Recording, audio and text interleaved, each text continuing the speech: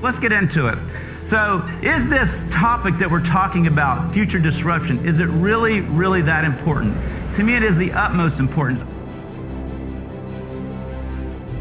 And what I have found to be true about the future of association, studying it is my passion. I love. So my question to you is, what does your radar screen look like with your board? Technology advances is happening faster than ever. Demographic shifts. I'm going to show you a chart here in just a few minutes that I call the rule of 32 and 72. And if you pay attention to it and turn your TV off when you pay attention to it, you have the most amazing 20-year run in your life financially, because there's some real big opportunities coming our way because of demographic shifts and membership. Everybody's wondering, oh my gosh, the baby boomers are retiring. Who's going to take their place? Well, you're going to hear that in a few minutes. Consumer buying habits, competitive reward, the rental community, sharing economy. There's all kinds of ways that the consumer is changing their behavior and how they purchase products that is totally reshaping how companies are going to compete and be advanced.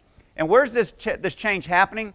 The disruption you're seeing in all the marketplace, a lot of places you're seeing a lot of presentations on marketplace disruption. Uber was a tremendous marketplace disruption. It's happening in two areas: operations and consumer buying habits, how you deal with your consumer in commerce.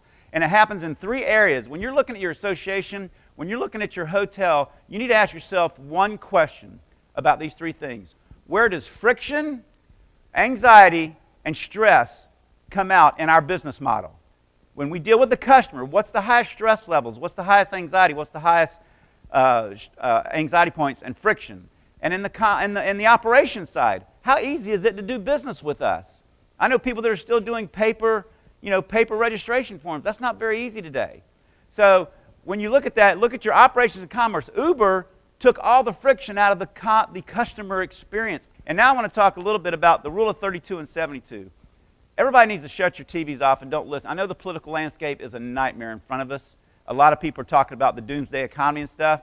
When you have the second largest generation at 72 hitting the prime age to where they're buying medical devices, RV sales, campsites, traveling, unfortunately, hospice and funeral directors, huge industries the next 10 years, next 20 years. They're going to have record numbers of stuff being bought and sold. The rule of 32. I'm going to talk in my inspirational session in a little bit about how Gen Y, you can attract them. But just look at the rule of 32. Millennials just turned 32 years of age. I keep asking everybody, why are we marketing so heavily to millennials? They're 15. With all due respect, they don't have any money to really buy anything. Baby boomers, if you look back, baby boomers didn't join associations in their 20s unless they were forced to by like the bar or somebody that you had to be there. They joined in their 30s. Why? They had the money to join and a little bit of the time to do stuff. So the 32 is the oldest age of the millennials. Guess what the first time home buyer age is now? It's 32. So if you're in anything connected with home buying, 32, you got the largest generation in history with 86 to 100 million, depending on when you stop it.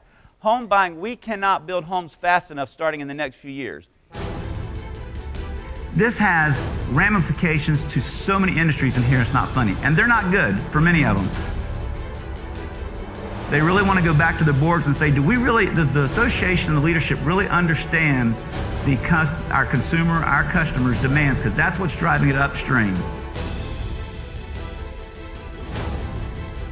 But think about if the Taxi Cab Association had 8 years ago, someone had listened and said, you know what, the technology's there. We could own a thing called Uber if we really tried. Do you want your value proposition in your association to be, we're fighting for you, we're fighting city governments, we're spending all your reserves, all your money, fighting for you?